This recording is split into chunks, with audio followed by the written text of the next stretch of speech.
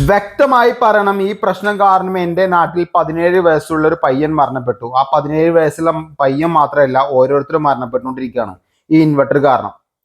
നമ്മളെ വീട്ടിലൊക്കെ ഇൻവെർട്ടറേ, നിങ്ങൾ മെയിനായിട്ട് എല്ലാവരും ശ്രദ്ധിക്കണം. ഇൻവെർട്ടർ ഉണ്ടെങ്കിൽ ഇൻവെർട്ടർ സ്വിച്ച് ഓഫ് ആക്കിയിട്ട് പെട്ടെന്ന് വലിച്ചെടുത്തു കഴിഞ്ഞാൽ ഷോക്ക് അടിക്കും. അതിനൊരു കാരണമാണ് ഈ കാണുന്നൊരു സിസ്റ്റം. നിങ്ങൾ കണ്ടോക്കി, ഫേസിൽ ഞാൻ കാണിച്ചു തരാം. ഫേസിൽ, അതേപോലെ ന്യൂട്രൽ, ഇവിടെ എർത്തിലും കാണിക്കുന്നുണ്ട്. ഞാൻ ചെയ്ത വീഡിയോയിൽ ഫേസിലും ന്യൂട്രലും മാത്രമേ കാണിച്ചിട്ടുണ്ടെങ്കിൽ ഇവിടെ എർത്തിലും സപ്ലൈ കാണിക്കുന്നുണ്ട്. അതൊന്നും ബോർഡോ കാര്യങ്ങളോ ഷോർട്ടായിട്ടൊന്നും അല്ല കേട്ടോ. അത് മെയിൻ ആയിട്ടുള്ള ഒരു കാര്യം എന്ന് പറയുന്നത് ഇവിടെ കൊടുത്തിരിക്കുന്ന വയറിങ്ങിന്റെ പ്രോബ്ലം കാരണമാണ്. നിങ്ങളെ വീട്ടിലും അല്ലെങ്കിൽ ചെയ്യാൻ പോകുന്ന വീടുകളിലൊക്കെ നിങ്ങൾ ശ്രദ്ധിച്ചില്ല എന്നുണ്ടെങ്കിൽ നിങ്ങളെ വീട്ടിൽ ആരെങ്കിലും ആയിരിക്കും മരണപ്പെടുക. അത് ശ്രദ്ധിക്കുക. ഇൻവെർട്ടർ ഓഫ് ആക്കിയ സമയത്ത് അവിടെ സപ്ലൈ കാണിക്കുന്നില്ല. ഇത് ഇൻപുട്ടിലാണ്, ഔട്ട്പുട്ടിലല്ല.